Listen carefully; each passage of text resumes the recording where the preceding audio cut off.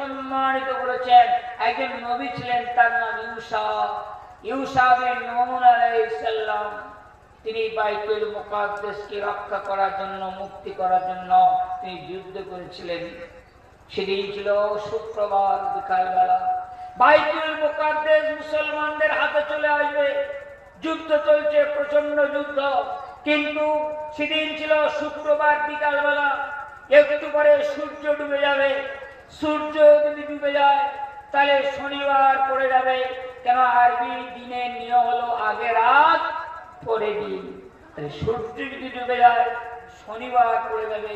আর তৎকালীন সময় নিয়ম ছিল শনিবার যুদ্ধ বিগ্রহ করা যাবে না, শনিবার কোনো অন্যায় কাজ করা যাবে না। অতএব এখন যেমন সবচেয়ে গুরুত্বপূর্ণ দিন হলো শুক্রবার, আগের নবীর জামানায় প্রিয় নবীর আগে শনিবার দিন ছিল সবচেয়ে গুরুত্বপূর্ণ।